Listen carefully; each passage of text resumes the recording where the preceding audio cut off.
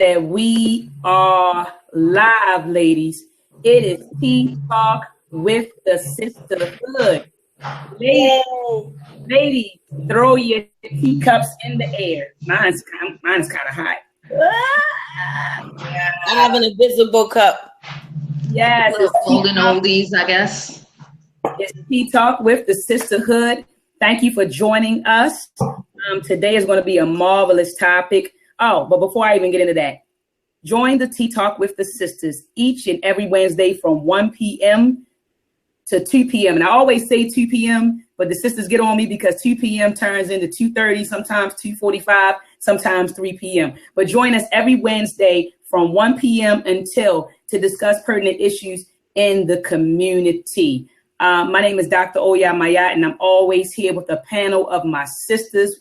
I'll let them introduce themselves. But before we get into the introductions, I want to pay homage to the ancestors. We always pay homage to the ancestors. So all praises to the ancestors, for we understand that we are incarnations of them and we stand on their shoulders. And the sisters and I, all of us, we understand that not only are we representations of our mothers and females in our families, but we are also representations of females, you know, prior to our physical existence in the diaspora and on the continent. So we stand on the shoulders of the divine line of females who fought for the liberation of our people. So when I call their names, please say Ashe, Yasatiwa, Ashe, Ashe, Queen Nzinga, Ashe, Harriet Tubman, Ashe, Queen Nancy, Ashe, Ashe. You sisters like to call out other names of sisters that you stand on their shoulders, other names of queens, warrior queens. Yeah. Martha Jenkins, Ashe. Ashe. Maybelle McCray, Ashe. Ashe. Anyone else? Evelina McFadden. Ashe. Ashe. Ashe. Myrtle Bailey. Yep. Ashe. Ashe.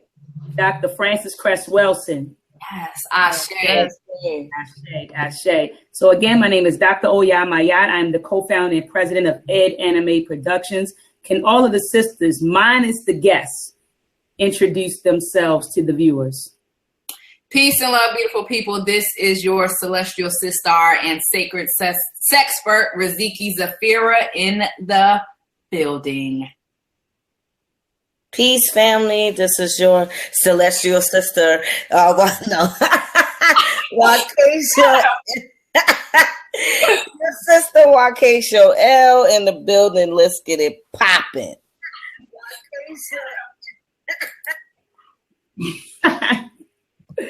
All right. So today we have a special guest coming to talk to us about a special topic. We have with us this afternoon, Sister Gina Mitchell, who is a student at the City of University of New York, who is studying to be a social child psychologist. Okay, so today's topic is going to be understanding the effects that divorce has on children. And now this sister reached out to me back in November, I believe, of last year.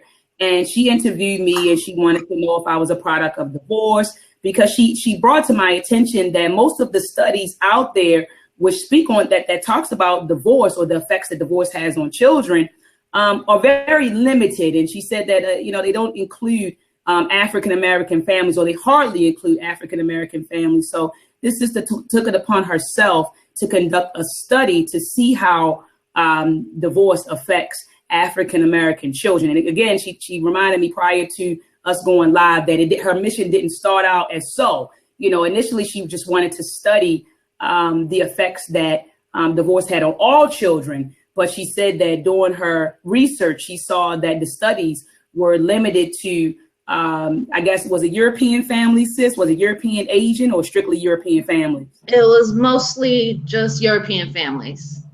Mostly just European families. So this sister took it upon herself and to study the effects that divorce has on African-American children, I guess, or should I say include African-American children in that study. So we're happy to have you here with us, Sister Gina Mitchell. But before we elaborate on the topic, Sister Raziki, let's go in on the hot topics.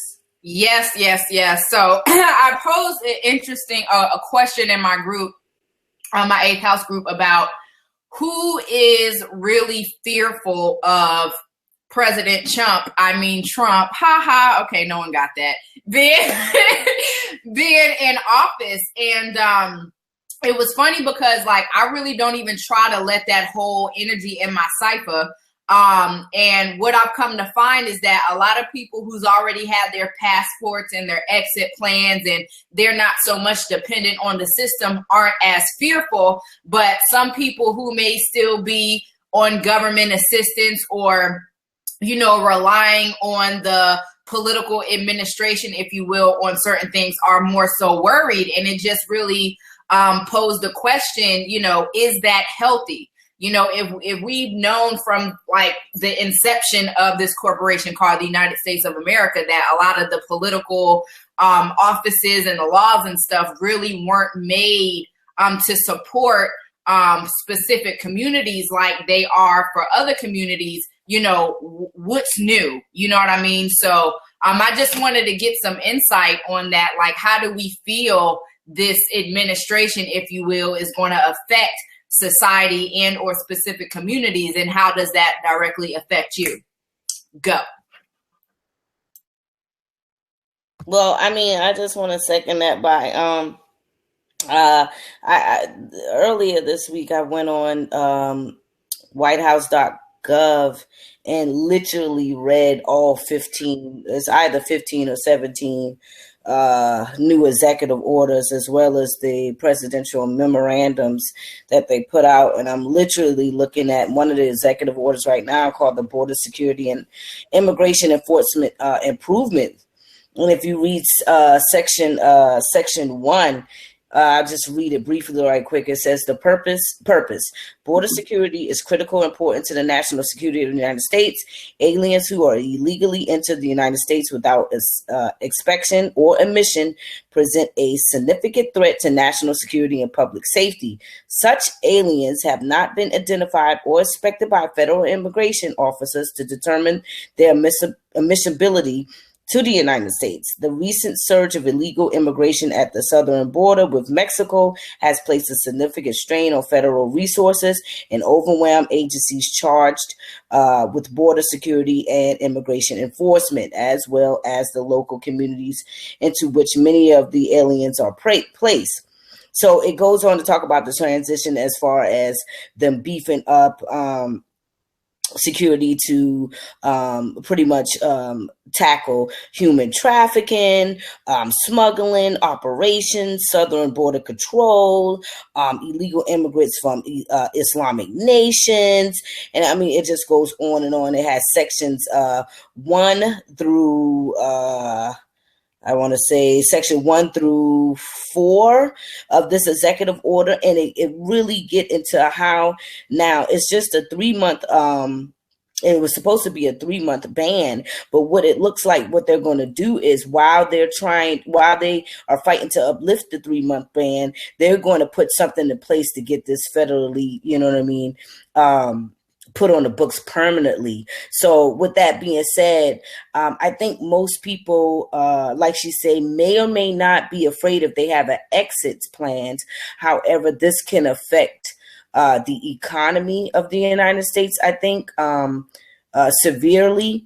And this can affect those who, like she said, solely depend on the system because, unfortunately, you will not be able to enter. And the funny thing that I learned about a couple of days ago, because I was working in Kuwait about 6 months ago, Kuwait is now talking about banning us from Kuwait, from working in Kuwait, and also Iraq is also talking about banning us. Yeah. So this can be like a worldwide thing going on where, a lot of other Islamic countries like Iraq, Kuwait, Dubai, Saudi, places that we have trades. And, that's another thing. He also, I'm looking at it right now, he also pulled out on the TPP. And what's that? People may not know what that is. Let me go to this right quick. So that's for the trading, but let me give you the correct word for it. I'm looking at the executive orders right now. Give me a minute here so I can pull it up. Where did it go? Wait a And minute.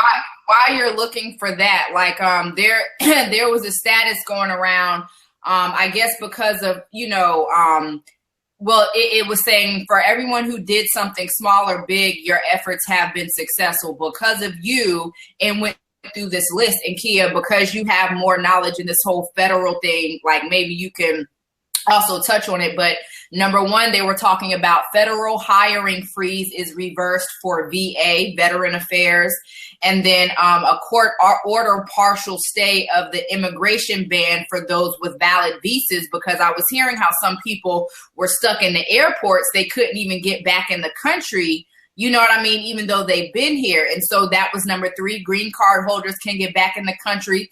And then there was also Uber, which is heavily,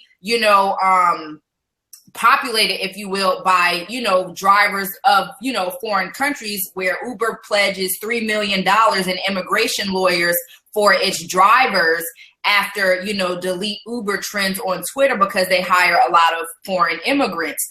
They talked about Obamacare.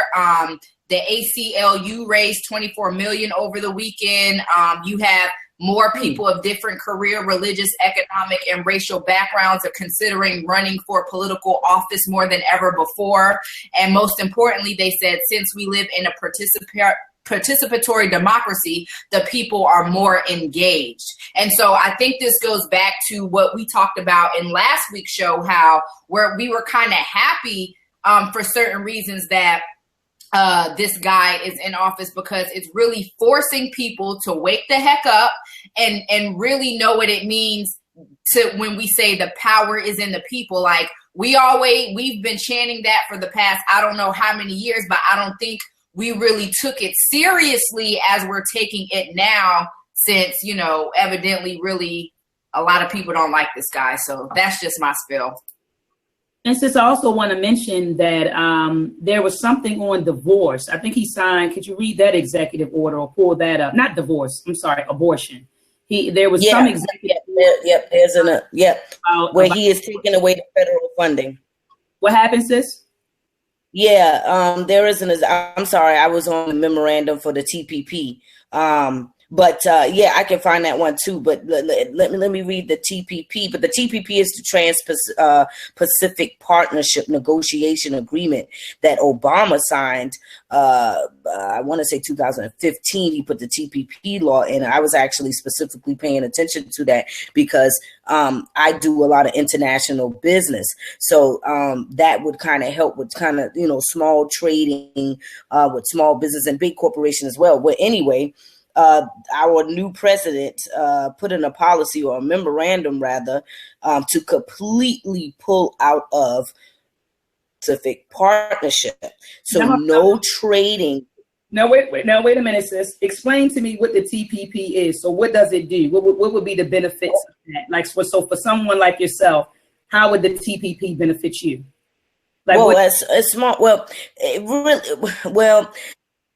Eventually, it would benefit me. It's more or less for large corporations that do trades on a large scale, exporting and importing on a large scale with these specific countries, right? So by them pulling out, you can no longer do trade on a corporate level with these nations. So the policy says the trade with other nations and always will be. I'm reading something else. I'm sorry. But anyway, let me go back. But anyway, by them pulling out, what they're doing is stopping all trades with these group of nations. One, I remember being Peru, and I was kind of shocked when I read about that. But one being Peru, and so say for instance, if you have trading or you doing exporting and importing out of Peru, that would affect you from doing trades with Peru at this time. And he completely pulled out of the with them. And what he initially said is, like he said, make America great again, right? And he want to bring jobs back to the United States. So what he's trying to do, I think what he's trying to do is create an independent America where it's self-sufficient, and they're literally bringing all the manufacturing back to America, by cutting off the Jewish of nations. But what I fear is that he kind of came in there and took himself out a bit too fast, right? Without really looking at the whole scheme of things and then saying, okay, this may be great for the nation. So that's my spill on the TPP. But yes, there is an executive order also taking federal funding for abortions. They will no longer pay taxes towards it, and no longer will offer or issue or whatever federal funding for abortions. So how do you ladies feel about that? Because our sister, her name is Jacqueline. She put a post up that made me think about some things. She put a post up on Facebook that made me think about a few things. She was saying that it seems like now women are equating abortion with women's rights. Like, oh, you're taking away from women's rights. And she's like, so if you want to fight for women's rights, let's dump some money into subsidized housing for mothers. Let's create more jobs for mothers. You get what I'm saying? Like I can't remember her post offhand, but the sister she brought a lot of good points. She was saying, why is it that women's rights, she said, is equal, like it's equated with abortion. So when you talk about abortion, it's like, oh, this is women's rights. Like, how do you guys feel about that? Like, how do you feel about them saying, look, we're no longer going to federally fund abortion? Like, how do you feel about that? I think the country is going towards socialism. I think that it is a woman's right to choose to do whatever she wants with her body. Say, for instance, if you were raped and you got pregnant and you did not want to keep the baby, it is your right to, unfortunately, terminate the pregnancy.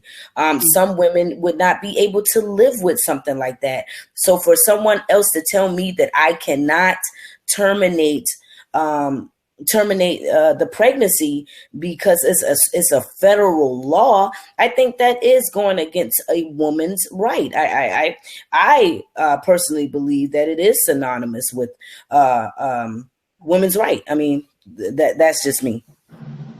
I just have, and it all goes back to, again, not depending on the system and creating our own communities. Because if we had our own communities, I wouldn't give a damn what's written on a piece of paper decided in an office in another community that I don't live in. And to me, this is what I guess kind of grinds my gears, because a lot of these executive orders, yes, it's great to know, right? But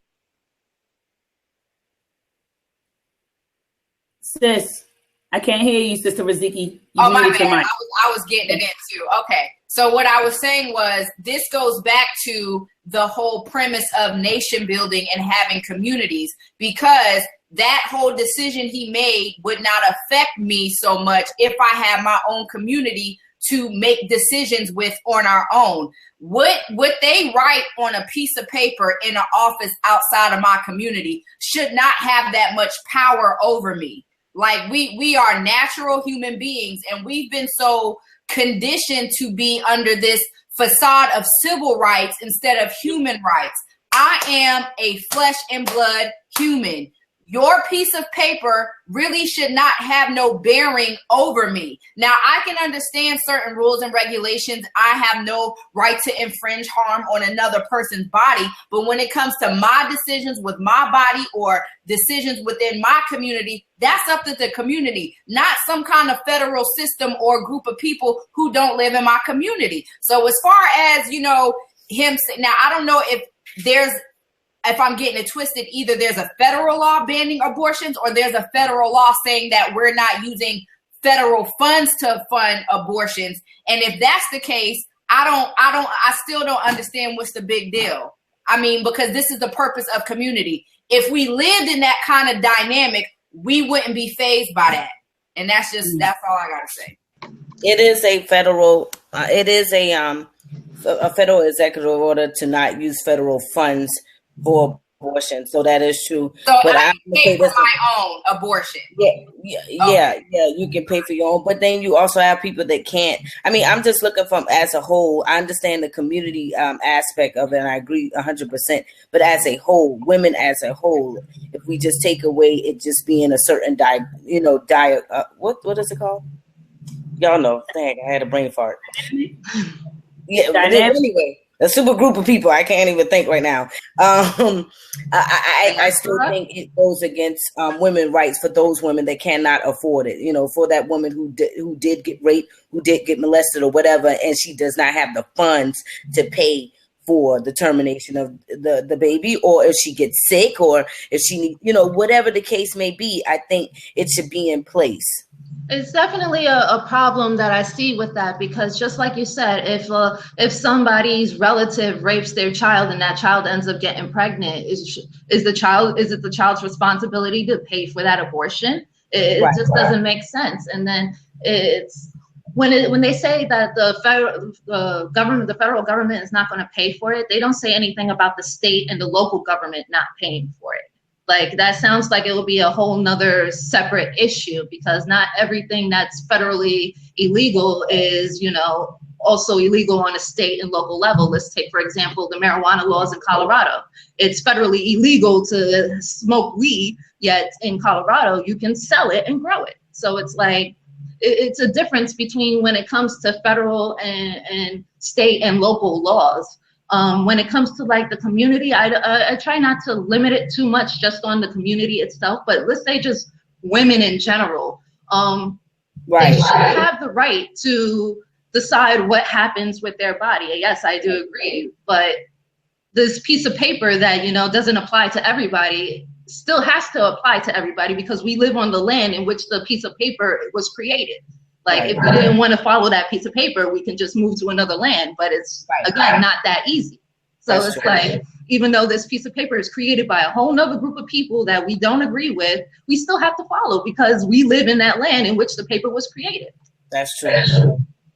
Very good point. Very good point. Well, we're going to move on. I appreciate everyone's perspective on the hot topics, but we're going to move forward with today's topic, which is, understanding the effects of divorce on children. Now, our sister right here, Sister Gina Mitchell, she contends that the current definitions of marriage and divorce limits the understanding of the effects of divorce on children. So she's going to be going in on redefining marriage and divorce. So we're going to let her present her material, and then after she presents her material, then the sisters will confab about it or ask questions. And we'll also be taking questions from brothers and sisters in the chat room. Are you ready to rock and roll, Sister Gina? Yes, I am. Okay, so let me start again. I'm sorry. Okay, go ahead. The floor is yours. Go ahead, my sister. All right, so let me start again by introducing myself. My name is Gina. I'm a student of CUNY Baccalaureate for Unique and Interdisciplinary Studies. It's a school in New York that's a little bit different than the common, I guess, state schools, in that I'm able to create my own degree. And if you've never heard of social child psychology, it's because of that school that allowed me to do that. So basically what ended up happening is that I had to do a research project for school, and we got to pick our topics, and I decided to pick children of divorce, thinking that because I'm I am a child of divorce, and my two children are also children of divorce, that it will be a very interesting topic to see the effects of this divorce on children. So with the school thing, we had to use sources that are very credible, that have been peer reviewed and everything. Like, these are social policies that this piece of paper that was created in the land, that we were talking about, just like this, the TPP and the abortion thing. This piece of paper dictates what happens to us in our community, to our children. So I found a bunch of those policies, and a lot of those policies ended up being very limited in their demographics. So it ended up excluding a huge group of people and was really not a representative sample of the United States as a whole. So basically, my topic went from just about children, the effects of children on divorce, to the limitations and the redefinition of marriage and divorce. So yeah, I came to Dr. Mayat for the interview on my project, and we had a great interview, a great little talk, and this is basically the product of this research that I did. So I hope you guys enjoy. Hope you learned something. Again, just coming in with just information that I found that I was not intended to find. So if hopefully it doesn't come off too offensive. I'm not trying to offend nobody. So sorry, it's just the information I found. So with that being said, I'm gonna go ahead and share the screen. One moment.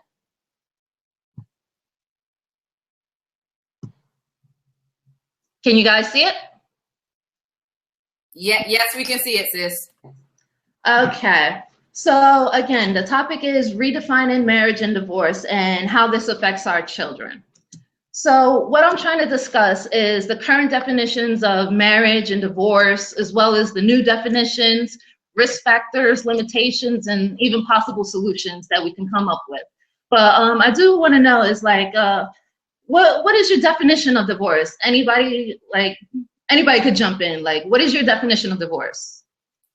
Well, like you said, being a child of divorce is just like, to me, well, because I understand marriage is a contract now, it's like just a separation in the contract where two people are no longer legally binded together. And of course, they're no longer in the same household. That's just my understanding. Okay, that sounds about right. That's good. What about definition of divorce? I would say that. I mean, sorry, like marriage. I got it mixed up. I'm sorry. What was your definition of marriage? I wanted to know. He was saying marriage that legal contract is the legal contract, right? And divorce would be the separation of that legal contract, right? Correct. That's right. Okay, so that is basically the common definition of marriage here. What I find, like you said, the legal or formally recognized union of two people as partners in a relationship. Very cut, dry definition, right? And what is divorce normally? Normally, like you said, again, is the dissolution of a marriage by a court or some other competent body. In the United States, it would be the court. But again, this is a very limited definition.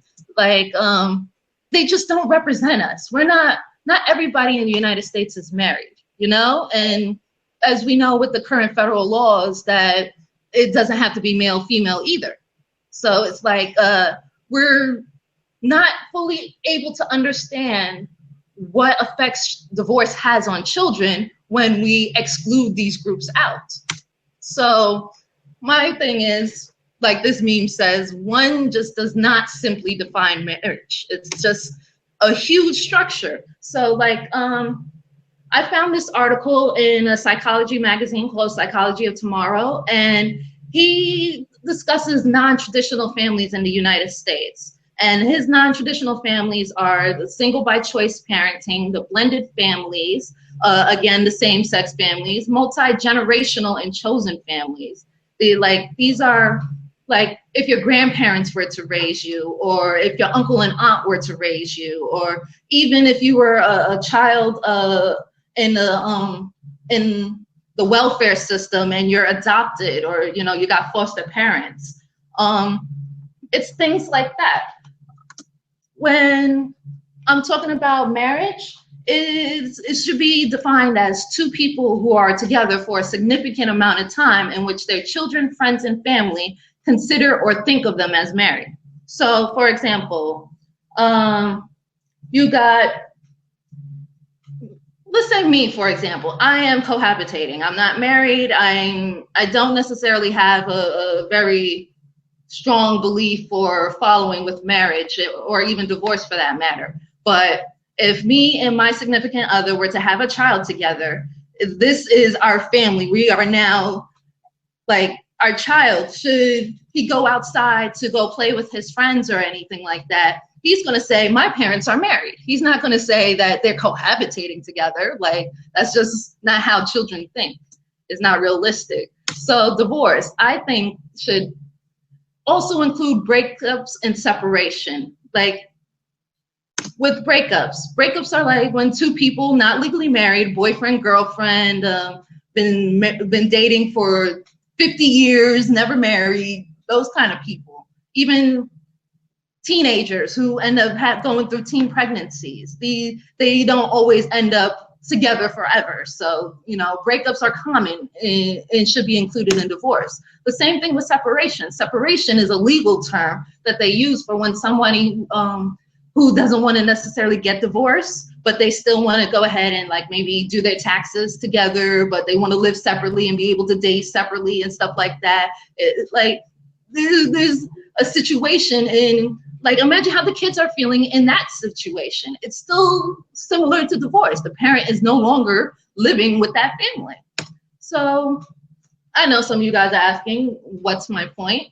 And my point is that the same feelings, thoughts, and emotions and behaviors that are present in a child of divorce would also be present in a child whose parents have either broken up or separated.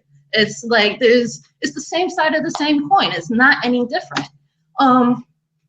I thought this was cute because a lot of the effects that they have for children of divorce are just so groundbreaking, negative, oh my gosh, earth shattering, the world is over kind of thing.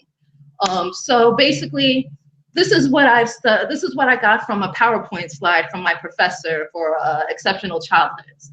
She's saying that for children specifically, and this is not teenagers, this is about between the ages of, let's say, 2 to 11, that once they have once they've been through divorce, they experience these kind of problems like academic issues, they're failing grades, or they're just not paying attention anymore. They say that 85% of children who go through divorce exhibit some type of externalizing behavior, like just bullying, let's say, or they have some type of internalizing disorder like depression.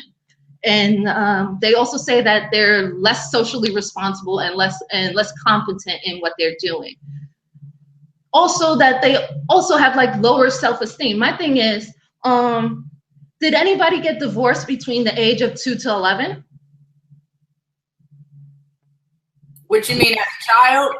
Yes, as a child, did anybody experience some type of separation? Under the new definition of divorce, has anybody experienced some type of parental separation as a child between the age of 2 to 11 that had them experiencing these risk factors? Yes, I have. Yeah, me too. I was 8 when my parents separated or divorced.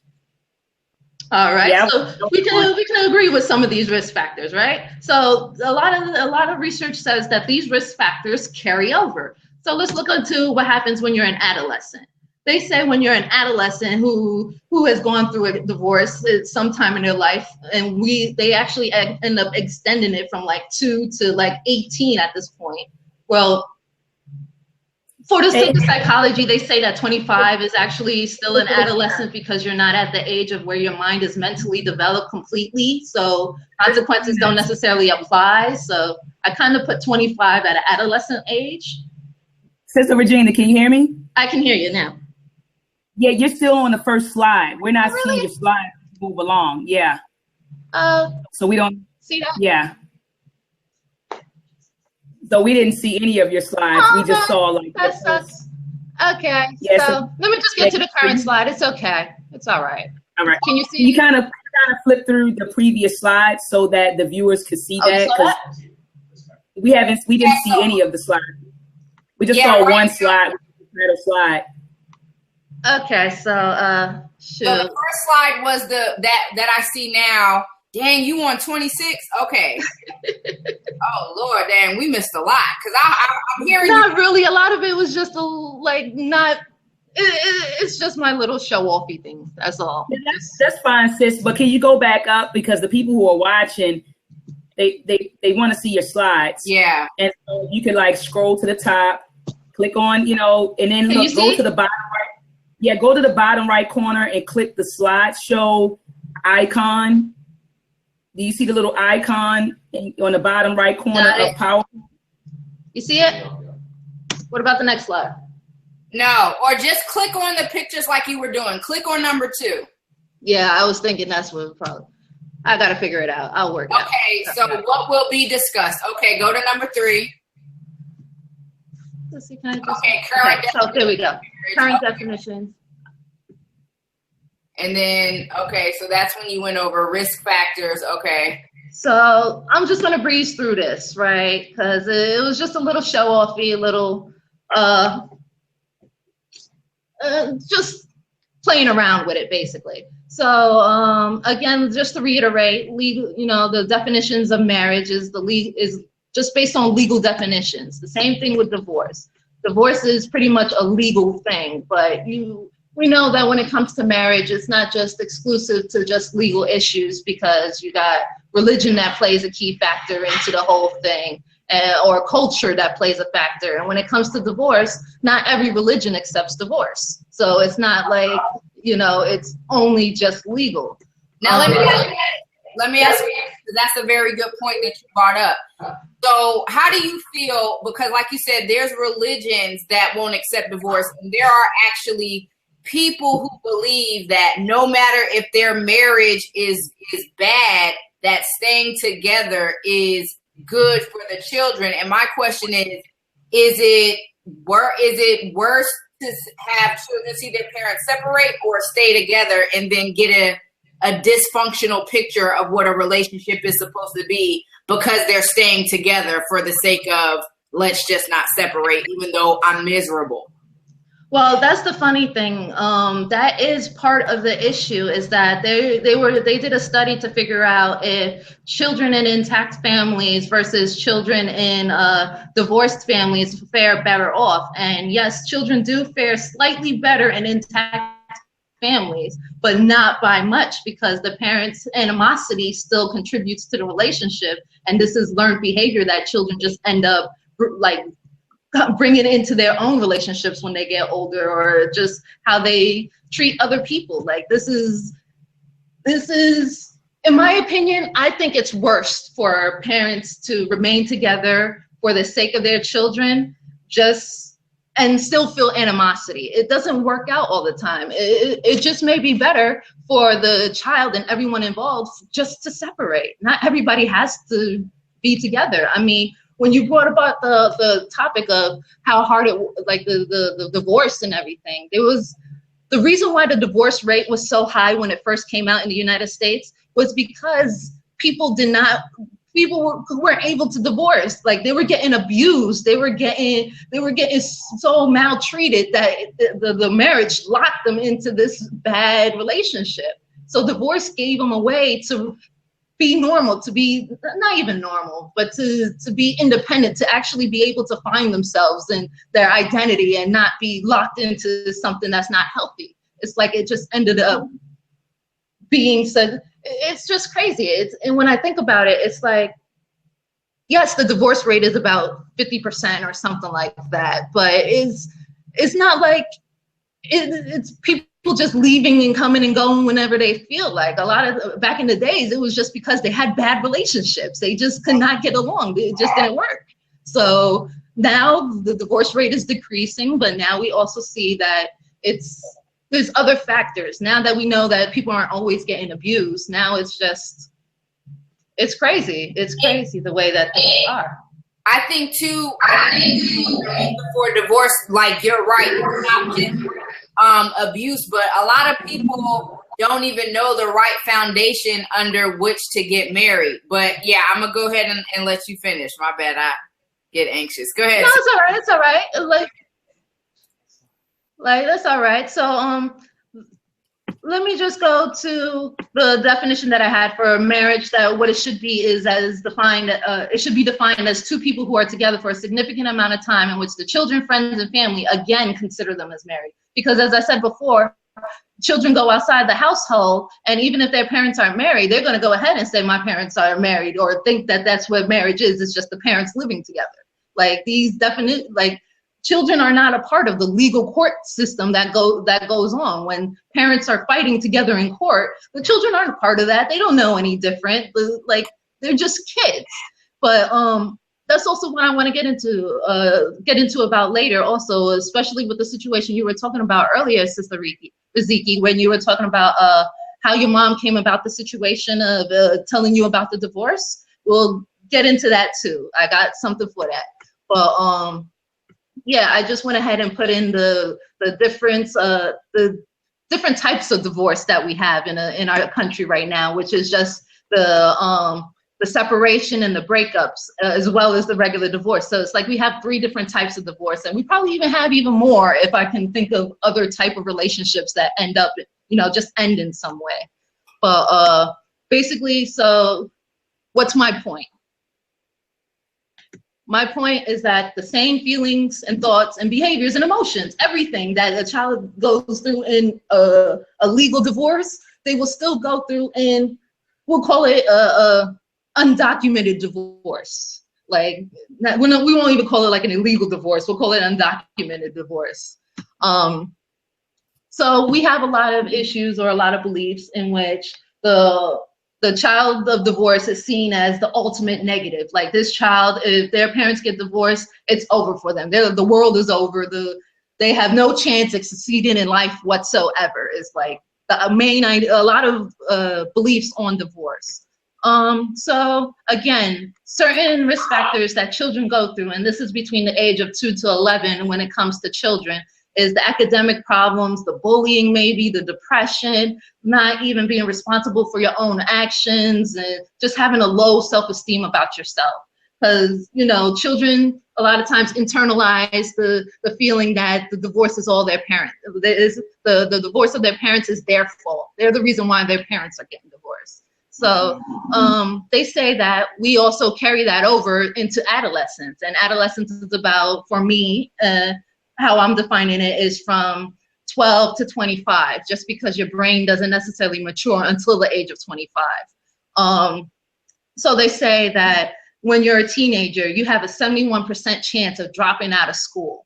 You're going to be unemployed because your parents divorced. You're going to become sexually active at an early age. You're going to also have a child out of wedlock. You're not even going to be married, and you're just going to have children all over the place. You're just going to be involved in like drug addicts. You're going to be involved with going to jail and drinking, being an alcoholic, being a druggie, all these type of things. And they say, this is a stat that I had pulled from a site on helping people through divorce. And this one was particularly with fathers, because they say when it's a divorce, basically the child always goes with the mother. So the child is now without a father. And they're saying that delinquent activities and substance abuse happens with 13% of the children without their fathers, 33% with those who are just divorced. Now, when they say 13% without their fathers, that's like an absent father, maybe someone who doesn't want to acknowledge the child or doesn't know the child is even born or even in jail kind of thing. So they're saying those people who parents maybe not been married, but, just didn't have a father, 13% of them are just going to be delinquent. 33 whose parents have been divorced are going to be delinquent, and 44 who just cohabitated and ended up breaking up are just going to be delinquent. Now, my question is, did anybody go through any of this when they were adolescents? Like, did you drop out of school? Did you just not have a job because of the divorce? Wow. Yeah, I'll attest. I fought a lot. I had some academic problems. I did have low self-esteem. Dropping out of school, mama won't having that, so that wasn't a problem. I did become sexually active at a younger age, and if it wasn't for an abortion, I would have had a child out of wedlock. But I was like 20 or something, so I don't know. Be involved in delinquent activities and substance abuse. Yes, I was. Yeah. I don't know. Let me go in real fast. I never had academic problems, but yes, I did have some behavioral issues. I did have some anger issues. Lower self-esteem, no, not really. Dropped out of school, never. Unemployed, no. Was I sexually active at an early age? What would you define early age as? Early 11 age for them 13? Is probably what they would classify as early age in just this context, not even talking about like sex ed kind of thing, but like they're saying early would be like 12 through 16. Then I was active. Sexually active at an early age. Yeah. Had children out of wedlock. Yes. It said be involved in delinquent activities and substance abuse. Yes, I was. And and when they say associated with antisocial peers, it's just basically people who are also involved in the delinquent activities as well. So it's like you're just surrounding yourself with like-minded individuals. Yeah. With this, the thing I don't necessarily agree with, because I've done some of these things as well, being a child of divorce, except I didn't drop out of school. I made the graduation. The unemployment was a whole nother story. Child out of wedlock, won by a couple of months, but besides the point. What I learned is, would you have still been sexually active at an early age if you had a early knowledge of sex? Like if you were just taught what's safe, what not to do, and all that other stuff about sex education at an early age, you think you still would have been sexually active? I think I would have. I think I wouldn't have been sexually active had I had a conversation, like with my mother, about, sex. And then also my father there to tell me, to say, baby girl, look, you don't have to give yourself away. You don't have to wait. I actually had friends, a good friend of mine. She's now in her late 30s. She remained a virgin until she was married. And she had three of them, three sisters. And all of them actually remained virgins until they was married. And when I asked them why, they said that their father was a reason why. They said their father would tell them about men and how men would lie to get it, and kind of like scared them away from giving themselves to men, until they were married, of course. So having that dad there to validate your self-worth and to school you about men definitely helps. So I think that had I had my father there, present to tell me about certain things, to validate my self-worth, to just, reaffirm that I'm worth the wait, I think that I would have waited. I think that having a father will prevent a lot of women from being promiscuous. I think that it is definitely needed. And also knowledge of sex, having those conversations with your children about sex also helps. So yeah, we see that so based on what you just told me, it seems like a lot of these risk factors, we'll just say this one in particular, is maybe not necessarily a direct result of divorce. Like it could just be the lack of knowledge. Like unemployment could just be the lack of opportunities, or even just being of the wrong color or wrong race would get you unemployed. Because even like with parents, like I've known people who had both parents in the house, but the household was just dysfunctional. Right. You know what I'm saying? So even with both parents in the house,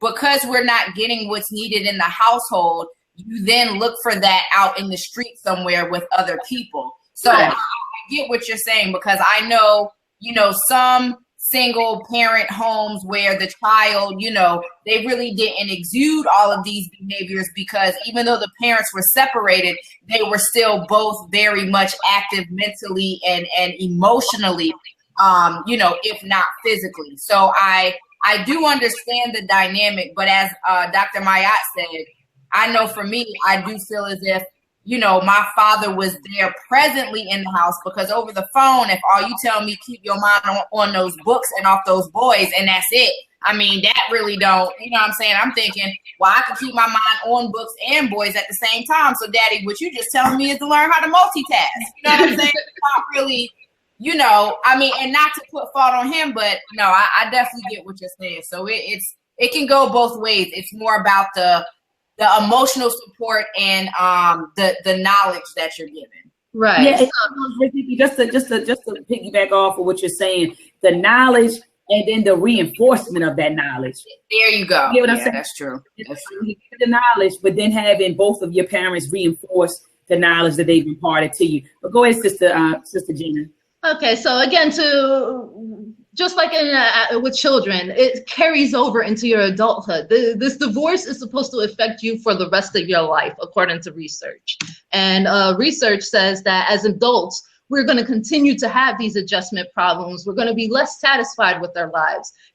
We're going to have we're not going to make as much money as we did before the issues with divorce. We're more likely to be on welfare, and we're more likely to have marital instability. Not only that, we're going to have we're going to show more belligerence and more contempt and criticism to various issues that may not even pertain to relationships, but will just be, what would you call it? Sort of a mad black woman kind of syndrome is what I would say. And then we'll also have like less effective problem solving when it comes to like relationship issues. Like our parents divorced and they were just angry all the time. So now I just don't know how to talk to people where I'm not yelling all the time and being angry with them. And according to research, they're saying that we carry all of this throughout our lifehood, our adulthood. So my question is, do we experience this? I kind of agree with Sister Gina with some of that research, because I believe that your parents are like your first model of a relationship. You get what I'm saying? Like watching your mom and dad interact, that is your first model of a relationship. And so if you see your parents arguing and fighting all the time, I can kind of see someone growing up and becoming an adult who goes back and forth with their mate because they were brought up in a household where they saw mom and dad going back and forth. You know, so you emulate as a child, you emulate the models that you see. And we have to remember that our parents are our first models for relationships. And so, again, I know that earlier today, Sister Raziki shared some stuff. She was saying that, watching her mom, struggle as a single mother. She said her mom taught her how to survive without a man instead of survive with a man. And I actually concur with Sister Raziki, because I am a product of a single parent home, and I watched my mother make it without a man. And I'm gonna be honest, that was my mentality. Like, I could do with you or without you, because I saw that it was possible. My mother did it, my auntie did it, my grandma did it, my cousins are doing it, so it was kind of like, I don't need you, but value. I didn't value the relationships, that I had, so, I do concur with some of this research.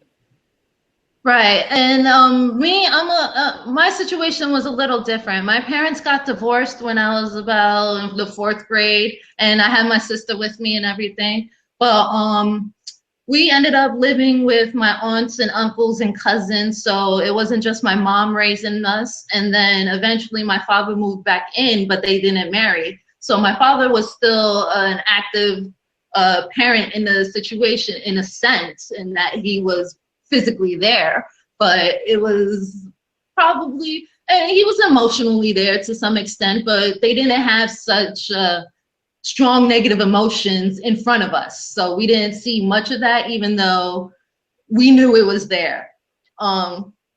So it's interesting. A lot of these dynamics, I also have to agree that a lot of these risk factors did apply to me as well as an adult, until I figured it out, I guess now.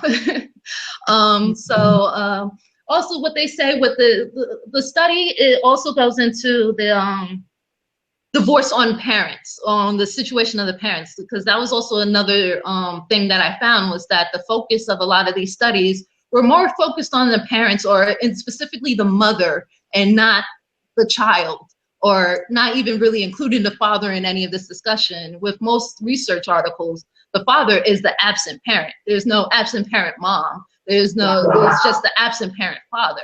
And me, myself, again, going to my situation, I would be considered an absent parent mother because my 2 children live with their father. But I am still trying as much as I can. Me and the father still working it out, but we're trying to become active parents, or for me to have a more active role in both of their lives. So what they're saying is that the parental loss, you're losing that parent. In this case, you're losing the father. You're having an economic loss because instead of 2 incomes coming into the household, now you have 1. And that 1 income could have been, well, in society, we know women make certain cents on the dollar compared to men, right? So the child is now surviving on a lower income than if he had both parents or was with the father. Then you have more life stress. You got to figure out where to live after that. You got to change schools. You got to get new jobs. The kids also go through all this stuff too. You have some parents, some moms, some dads, they just after this divorce, it messed them up so bad that all they talk about is this B over here. I can't stand this B. I can't stand this N. He is just this. He's that. And, you know, it's just they're not able to move on with their lives. And that ends up just stumping or stunting the child's growth. Also, it's like that stump ends up influencing the child. The parent doesn't know any better. The parent is not even focused on the child when it comes to divorce. The parent is only focused on them and that person they just divorced. The child has no bearing unless he needs to be fed, clothed, and go to school and stuff like that. Like, it's just amazing how little significance, even in research that we see, that children have when it comes to divorce. And also, a lot of times, even though children do not are excluded in a lot of the research, they are still forced into the situation in that their parents end up throwing them into the middle of the situation. Like, they end up bringing them into it anyway. But let me just go on a little bit on the limitations real quick. So I do see limitations. I definitely saw some limitations. And those limitations was the socioeconomic status. They mostly referred around middle income individuals. When it comes to gender, they focused on the mother, not the father, but the mother. When it comes to this research, again, it was on the mother or the mother and child relationship, not the child, not the father and child relationship, not the mother and father and the child relationship, mostly just the mother and how she reacts to divorce in general. Then the culture, we're talking about white America, the European Americans. We're talking about in research, there's they don't look at the Muslims in the community. They don't look at so much the any other religion besides Catholicism and Judaism and Christianity are the three main religions is what they look at. So my thing is to base research on a social concept such as culture and gender and socioeconomic status, these things is just not valid. It's not only not valid, it's just faulty to try and have this fully represent the United States population and then make us try and abide by these laws that just for some reason it doesn't include us, so it doesn't understand us in a sense. So this is just two samples of the research that I had to use for my project that talks about their demographics. This is the first 25-year longitudinal study on divorce, and this one was focused on mothers and their children. So this one, as I underlined, middle-class people. The children who were doing well, the parents didn't have any type of psychiatric problems like depression or anything. These families attended church and synagogues, and most of the parents were college educated.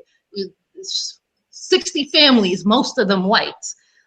This other study by two doctors in a Journal of Divorce and Remarriage. Now, this journal is a publication that that a lot of psychologists use. A lot of people who form public policies use these to research. And again, parents of children in this divorce were primarily white, 88% of them, and that their annual income was 35%. And I didn't underline this part, but it even says that the attendees had post-baccalaureate degrees. Like, these are people that are representing a whole country, but they don't represent a whole country. But again, I did mention in my research that it may be intentional or unintentional that they do this, because when they look for studies or when they're looking for participants for their studies, they're only surrounded by white, middle-class, college-educated women. So, I mean, that's just their pool that they can draw from. And also, I've also mentioned this with Dr. Maya in our interview, that is a good chance that the Black community just don't trust psychologists or white psychologists or European psychologists for that matter, because of all the things we've experienced in the past from like the Tuskegee. So long for the wrong reasons. I don't blame us, but okay, go ahead. Sorry. No, you're absolutely right, and that's the problem, which is part reason why I want to try and jump into this field, because I feel that if I am a reflection of my community, I can better help my community since my community doesn't trust the others. So hopefully this will help. So according to kids, now these are studies that actually focused on the kids. They say that kids are being caught in the middle because one parent is asking about another parent. And rather than going directly to the former spouse they were talking about, they just end up involving the kids in the business. Now, mind you, these are the same people that say, oh, the kids shouldn't be knowing about divorce. Kids don't need to know about that. That's not the kids' business. That's just their own thing. But you involve them anyway. You still involve the children. So it's just amazing. Even in the same study, they say that children are used as leverage in custody disputes. It's not just custody when it comes to like things of child support, just the divorce case. These are things that whatever the child says to one parent ends up going into a whole legal battle, which again places all that blame and all the guilt on the child. Like that's just very irresponsible parenting on either the mother or the father. And in this case of this study, it happened to have been the mother. So also, children feel unheard. Like parents could make divorce easier for children just by listening to the ideas, concerns, and wishes rather than dismissing them like they're just nothing. It's like, you got to talk to the children about the divorce and the issues that they're going through because they are a part of the family. Like the thing is, when I talk about redefining marriage and divorce, I'm talking about also including children in that marriage and divorce because, I'm sorry? Right. Because it's like when you're married, yeah, you had the spouse, but when you become parents, that child is now a part of that marriage. They have a certain entitlement to participate in the family structure and dynamics. It's just that's how they grow up. Like when you're having family dinners, you want them to participate. When you're having family discussions, you want them to participate. So when it comes to divorce, why wouldn't you want them to participate so they can understand? So they did the study. They asked a bunch of children, and the children were like, divorce does concern them, and it has a huge impact on their lives, and they want their voices heard regarding the decisions like which parent to live with, for example, like things of that nature. So in short, basically, I have said this before with Dr. Mayat, that children are a direct reflection of their parents' behavior. Like she said before, parents are the first role models into what a relationship is supposed to be or how you're supposed to treat somebody in a relationship. And if we're just so negative and so angry and frustrated and we even ignore the child, they're taking that with them to when they grow up. They're taking that into their next relationship. Like they're going to end up reflecting your divorce in every other relationship they have. So why would you subject them to something like that? So basically, they came up with some 10 commandments on what should happen with divorcing parents. Now, I don't agree with all of these commandments, but they do have a point. That you gotta inform the child of the divorce and explain why it's happening, and that when you do so, both parents has to be there.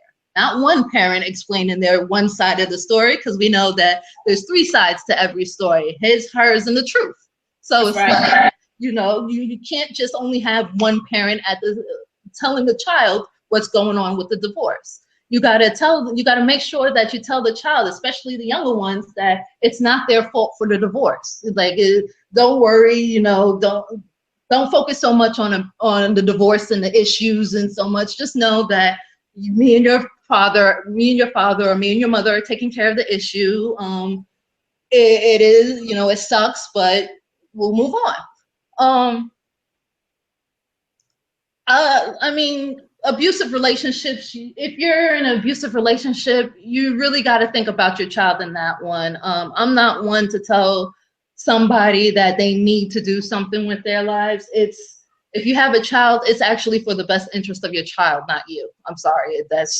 They can't take care of themselves. You can, they can't. So there's no excuse on that one.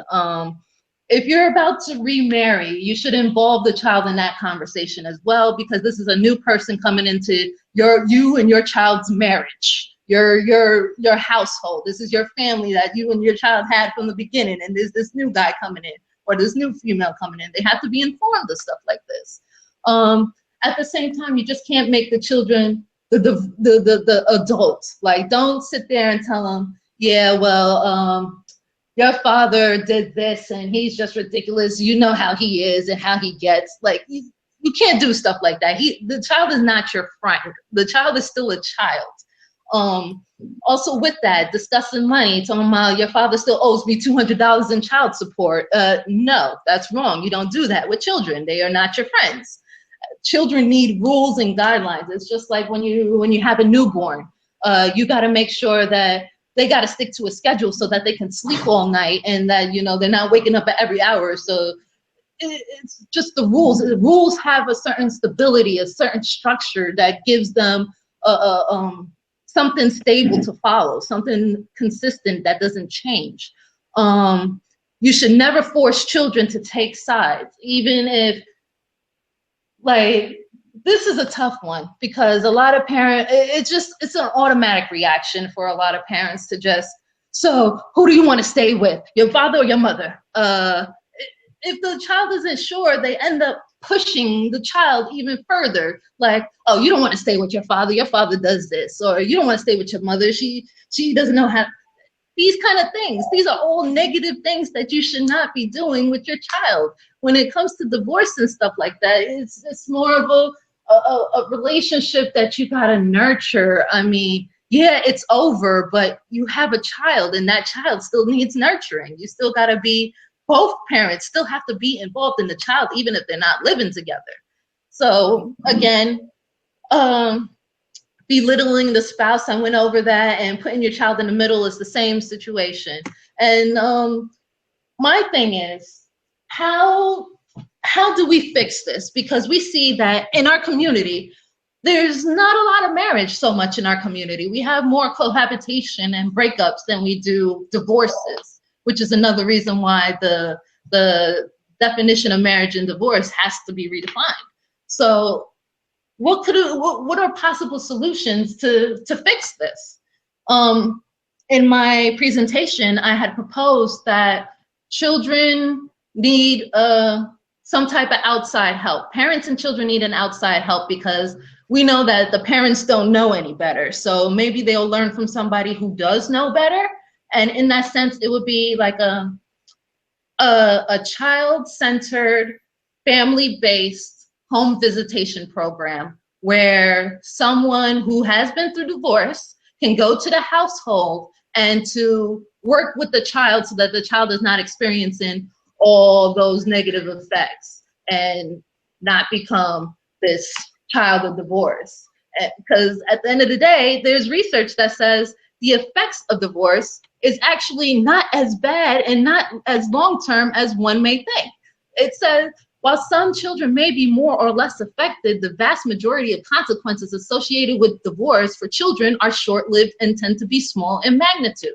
For example, are you guys unemployed right now? No. I work for ourselves. Do you have low self-esteem? No.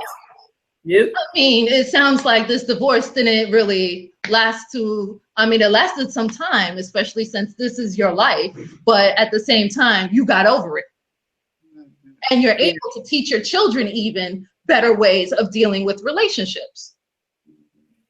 So at the end of the day, it's just the way is that at the end of the day, it's the parents' responses throughout the divorce is what affects the children and whether they're negative or positive factors. And that's just basically the all there is to it. That's what I found. That's what I researched. And thank you very much. Yes, good job, sis. Wow, that was awesome. I have to powerful. That was powerful. Yeah, I got to commend you on that. You hit a lot of valid points, and I have to agree with you 1,000%. When you were, And I'm gonna just say what touched it for me, and not to put all my family business out there, because it's not just mine, but my mother and my father. But I can remember, for instance, with the low self-esteem, like even when my parents separate and I would do something, or a child would do something, and then you hear, you remind me just like your father, or you remind me of your mother. You know what I'm saying? That brings Right. connotation to the child. And so now the child is like, well, now you have a negative association with said parent that you remind that other parent of. And you're absolutely right, because when we talked about marriage and divorce, again, a lot of us are marrying on weak ass foundations. And my thing is, if you are marrying or getting together on a strong foundation, the rate for divorce may not be as high. And another thing you brought up, which I thought was so important, is the whole counseling psychology thing. Now, we already as a community have a nasty or a negative association with, admitting there's mental imbalance or mental problems in the community. And to go sit on somebody's couch and talk to somebody is looked at as weak. When in all actuality, if any culture needs psychologists, it would be us. With the amount of mental abuse that we have been through out of all cultures on the planet, I would say we need psychology or psychologists the most. And I commend you on your work. And the last thing I want to bring up is the story I shared when you were talking about the parents' role and responsibility to kind of prepare the child for divorce, or kind of just be honest and open about it. And I was telling y'all the story, my mother, she did the best she knew how with what she knew. And again, I remember those times when we would be in the car and she'd just be like, let me just ask you a question. What if me and your father separated? Who would you want to live with? And I was just like, you because I know one of the main reasons why she did divorce my dad was because the lack of interaction he had with us. So it wasn't so much her, it was, I see how you're not interacting with these children, so why am I with you in the first place? And I was, like I said, in second grade, I was pulled out of class.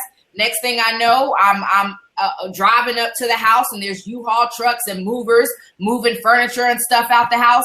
And my mom, she did it like a game. She was like, okay, we're going to hurry up and put all our clothes in the trash bag as fast as you can. So as a child, I'm thinking that this is a game. So I'm running around the house, putting stuff in the trash bag, and I'm having fun. So in a weird kind of way, that process or beginning stage of divorce was on a fun side, I guess.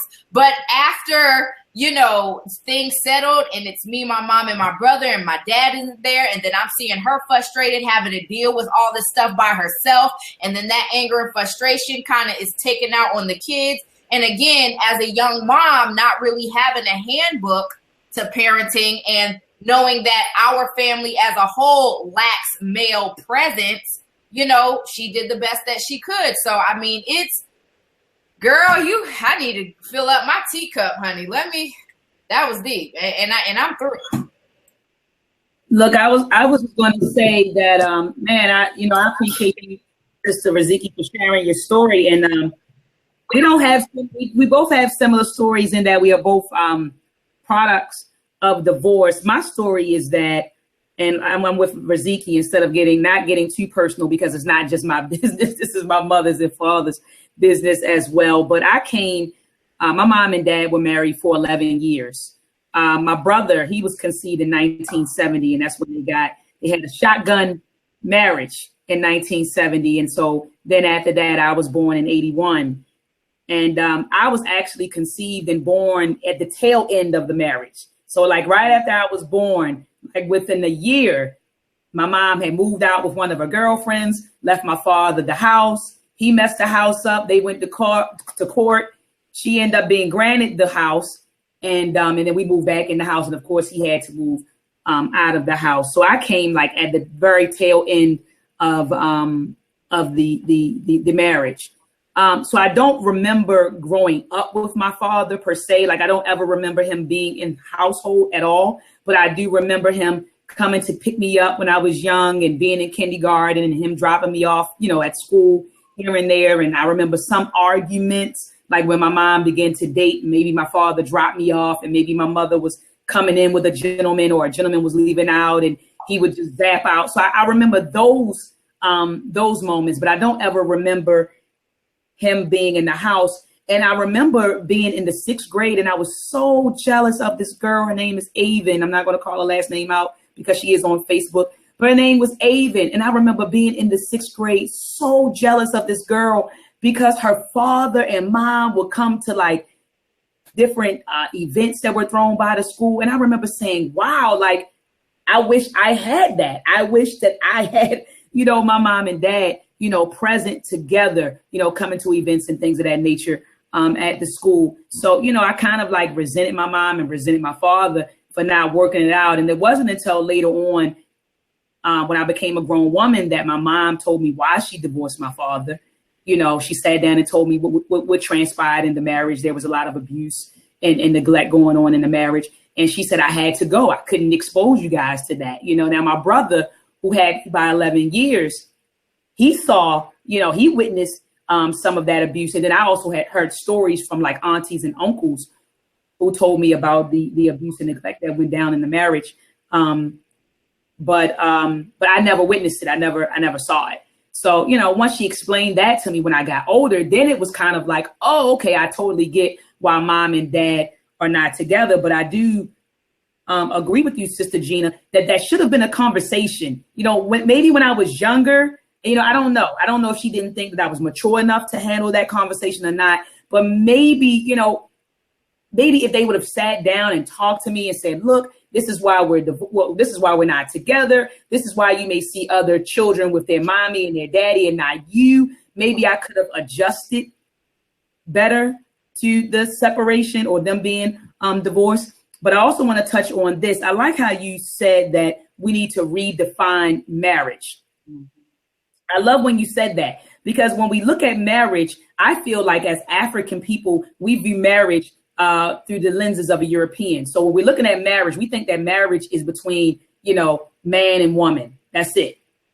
When really marriage should be, it's a communal thing, because you're joining families together. So it's not just this man and this woman coming together. It's this man, his mom's side of the family, his dad's side of the family, this woman, her mom's side, her dad's side. You're bringing together families. OK, so I think that we do need to redefine marriage and stop looking at marriage as just being solely the union between man and woman. When you talk about the union between man and woman, now you got me going back to the Bible. Now I'm thinking about Christianity when it talks about a man, leaving his family and cleaving on to his wife.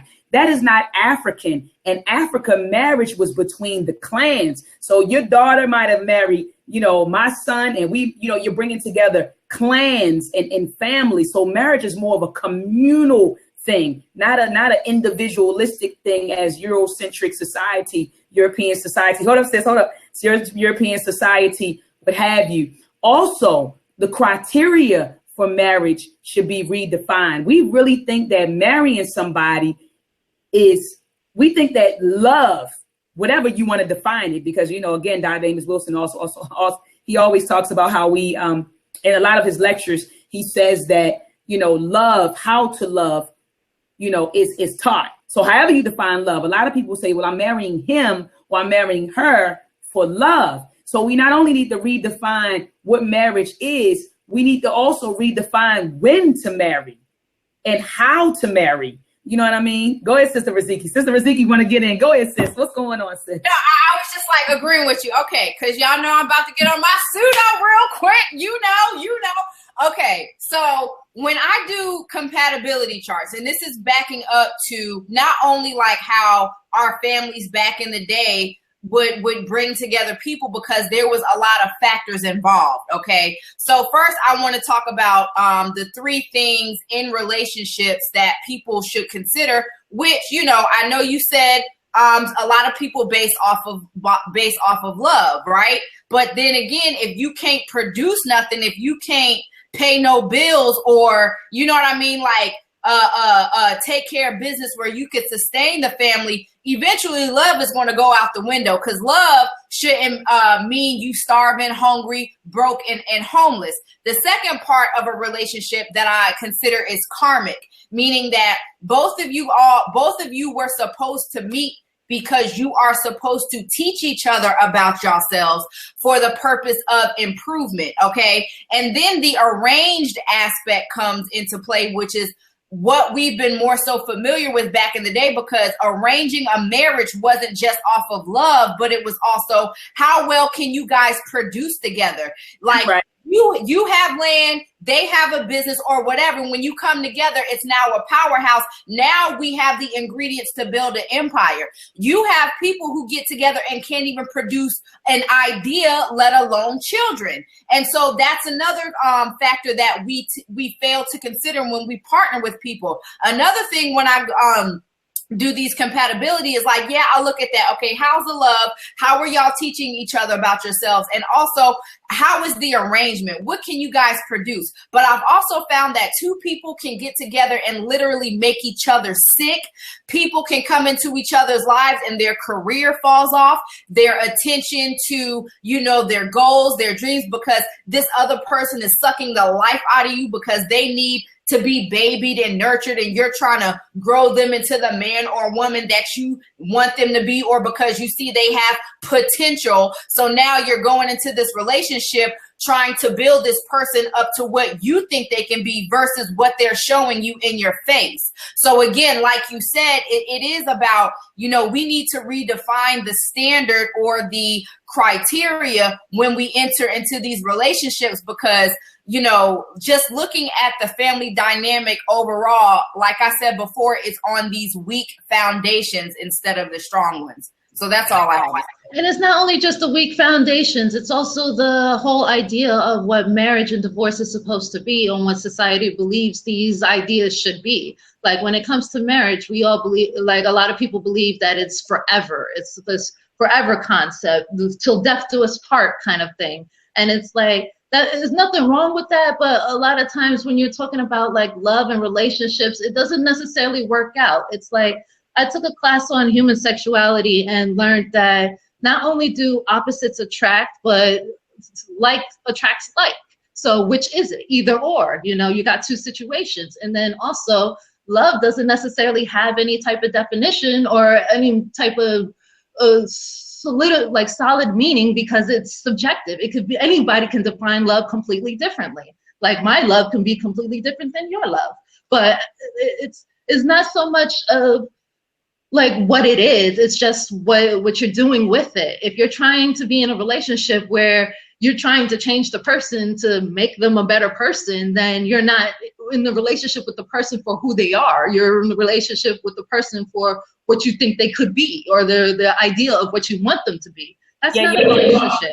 You're falling in love with women. That's the potential. That's what I was saying earlier. Yeah, you're falling in love with potential.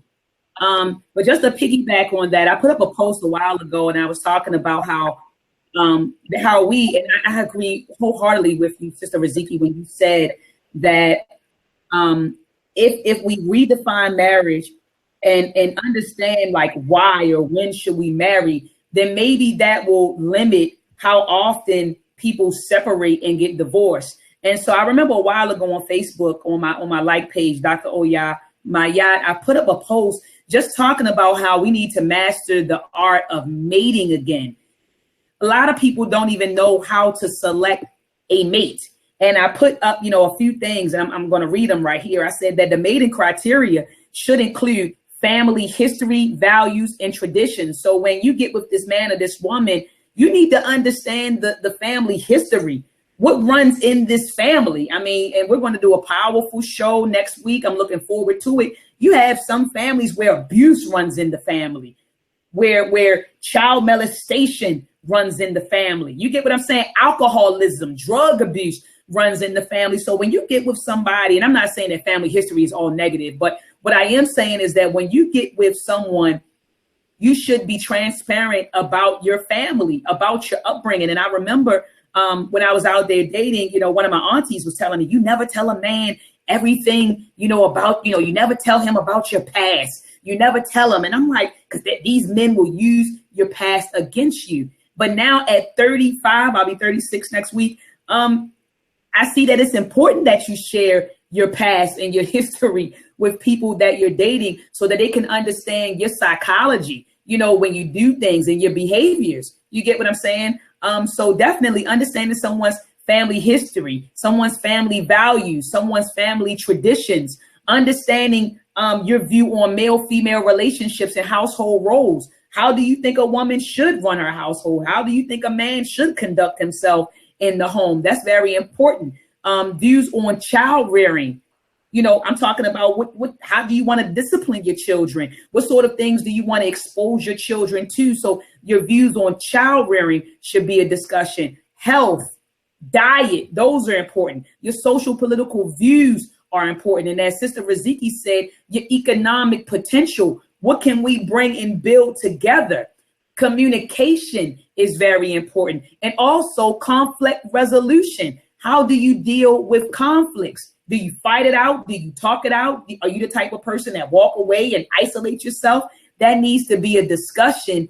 Sister Riziki, you get me pumped up. But these sort of things need to be a discussion prior to, forming a relationship with someone, let alone marrying someone. So that's all I have, Sister Gina Mitchell. You did a wonderful. Go ahead, Sister Riziki. I was just going to say everything you said is exactly what we learned in our school of Tantra, and that's what I was saying. That these are practices, regardless of the name. Okay, let's just forget about that name, Tantra. Everything you said is all geared towards building the highest potential of a relationship and yourself. And like you said, if a lot of men walked into relationships with these women, especially the kind of women who have a lack of male presence, they're going to have an automatic understanding or flag saying, okay, even though this sister fine, she's beautiful, we get along, but she may not really understand what it's like to value a man. That's right. We get in an argument, she may just automatically have this FU attitude because she's not used to seeing a dominant male role in the family, and then vice versa. If women knew the relationship males had with their mother, if the mother always put them down, you ain't gonna be nothing, you ain't gonna be that, then most likely this woman is gonna know he's probably gonna look for me to be his mother. He's probably gonna need for me to validate him a lot because this isn't something he got in, in his upbringing. And those are the things that create defensive attitudes, or, you may do something to trigger that person back into that moment, and then you wondering why you're arguing. That's right. So everything you said is just, girl, right on point. I love it. Right. And that's the thing with relationships. It's always communication. Just the lack of communication makes things so much more difficult. There's people who like that whole mystery element to everything. Like, oh, they're so mysterious. I'd rather just figure them out as I go. No, that's how you end up getting divorced. Like, you got to know these things about people before you jump into the relationship. You got to know that there's potential in long term. But then you also have to understand that with together, there's also separation. Marriage, there's a divorce to every marriage. Like, there's always potential for it. And it's also got to be okay. Not everybody is meant to be a mother. Not everybody's meant to be a father. Not every couple is meant to be parents. It's okay to have that, It's just when you start putting all these pressures and ideas on certain people to, no, you have to remain married, you have to be this way, you end up letting them stay in abusive relationships. You end up letting them close communication where they can't get their thoughts and their feelings across. And like both of y'all mentioned, communication is just really huge in relationships, and we need that in just life. We just have to. And I just back off of in terms of divorce. You mentioned, okay, you keep your mic for me, Sister Gina, because I hear some feedback. But you mentioned that when people separate or divorce, you said that we have to realize it's not just us divorcing. You know how we'll leave, it's over. We take the kids and we're gone. But the children are going through this divorce with you. You get what I'm saying? And I think that in an abusive situation, then yes, divorce is the answer. Of course, if the person's not trying to get help and things of that nature. Because I always tell people that if you can, if there's more good, if there's more good going on in the marriage than bad, because you're always going to have your good and your bad and your pros and your cons in any relationship. So if the good outweighs the bad, don't leave the brother or don't leave the sister. You get what I'm saying? Because you got to remember, when you get into another relationship, you're carrying you into that relationship as well. So all of those issues that you had in your previous relationship, if you don't get help for them, you're carrying that into your new relationship. So you go with you wherever you go. I see the bag, sis. And so I tell brothers and sisters, try to work it out, because I think that we also have these fairy tale notions of what marriage is. And I think that leads to divorce. I have family members who are like, I'm thinking about breaking up with my boyfriend because he's not romantic. I'm like, what? Like, I'm thinking about leaving him because he doesn't plan trips for us. I always have to be the planner, or he's not romantic, and I'm like, this is not a reason to divorce or to separate, so we have to get out of this fairy tale notion of what relationships are. And one thing I can say about Polite, I could go in on him, but he said that marriage is business, family is business, and it is. You get what I'm saying? We're supposed to be building a legacy together when we come together. You get what I'm saying? It is a business, and we have to treat it as such. And you just don't run out, and throw away your business during hard times. And I just see a lot of females, and I'm just speaking from a female perspective because I am a female and I'm surrounded by a lot of females, and I hear them dogging the man out because, he loves to play video games and he doesn't pay me any attention and he's not romantic and we don't go to the movies as often as I like. And they will really step out because of that. And so I think that we also need to, again, understand what a relationship is. A lot of us grew up watching Snow White, Cinderella, what else? Beauty and the Beast, Lady and the Tramp, Beauty and the Beast, Lady and the Tramp, Snow White. And so we're waiting for this Prince Charming to come and to save us and to live happily ever after. I remember in all the books in the 80s when you read the story in the back and they live happily ever after. So, you hear a lot of women when something goes down, I'm not happy. I have female friends call me up. I'm not happy. What constitutes happy? Like, what is happy? What is being happy? Going to the movies? What is happy? You get what I'm saying? So I think a lot of females, when we enter relationships with men, we just have these fairy tale notions. Unrealistic. Yeah, unrealistic. Thank you, sis, because I was dancing around in my thoughts. But like you said, these unrealistic, I guess, expectations of men. And this is reality. This isn't Snow White in the seven, in the dwarfs. This is life. You get what I'm saying? You go through hardships. Yes, he may lose his job. Yes, you may lose your job. Maybe he doesn't feel like being affectionate. Maybe the brother's going through some things. Maybe you don't feel like being affectionate, but this is not a reason to step out, on your relationship. So anyway, that's all I had to say. I don't have any more. I know Sister Gina, one of the brothers, Sean P, asked if you could convert your PowerPoint presentation to a PDF.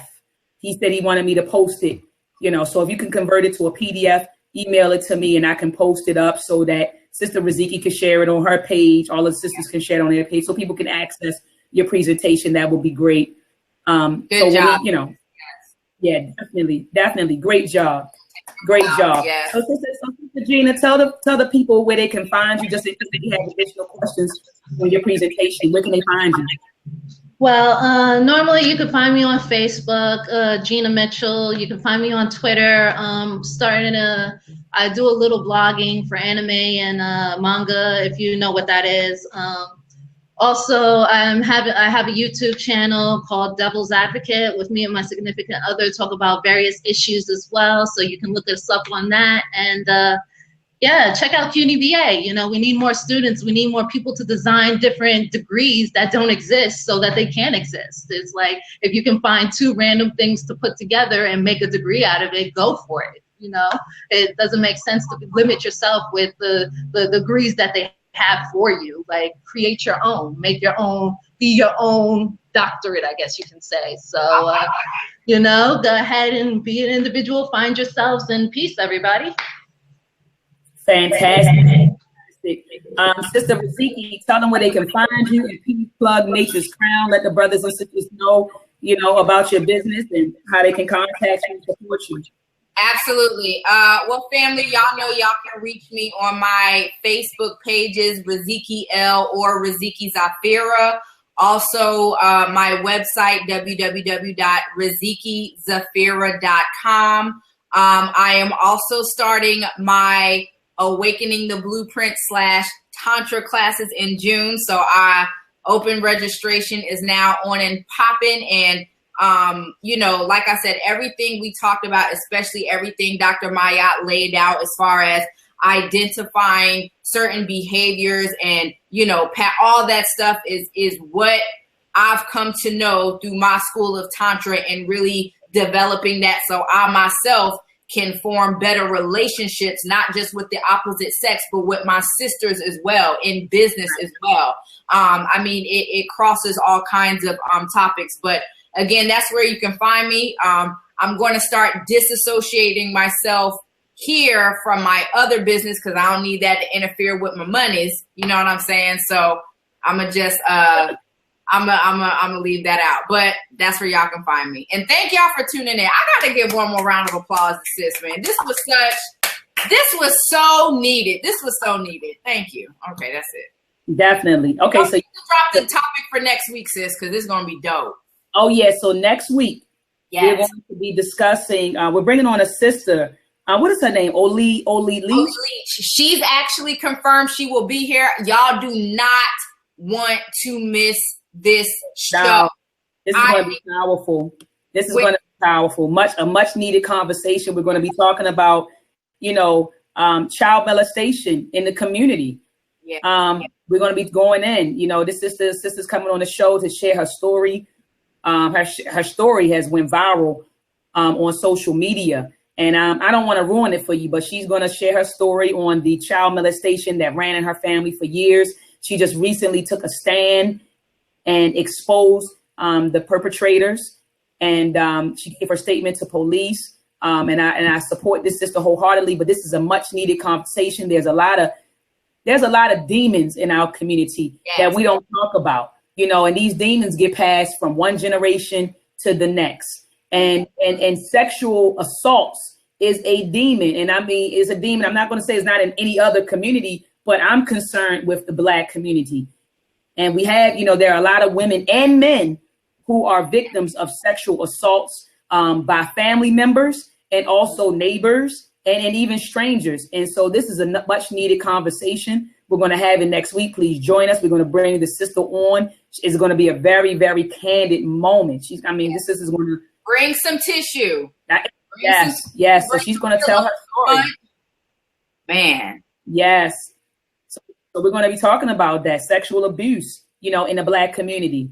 And so, you know, and I mean, you know, and I'm pretty sure the sisters who are present on this panel may have stories that we could bring to the limelight. So do not miss next week's Tea Talk with the sisters. My name is Dr. Oya Ma'at. That is Sister Raziki L. Sister Wakisho L was in the building earlier. Sister Alima, she's missing today. And Sister Kaba is missing today. But these are the sisters. Join us if you have any aunties, your wives. I know there are a lot of men who follow us, but please encourage your wives, your partners, your mommies, your aunties, your daughters, your nieces to join us. Each week we post a link on our Facebook pages for sisters to join the panel. So please, you know, share the show. Tell all the women that you know, because we're trying to raise the level of consciousness among the sisters. We're trying to elevate the minds of the sisterhood, because we understand that that woman is the first teacher of the child. And in order to elevate the nation, you have to elevate the woman. And so with that said, please join us every Wednesday from 1 p.m. to 2 p.m., 3 p.m. 3. So join us every Wednesday. Peace and Black power. Peace.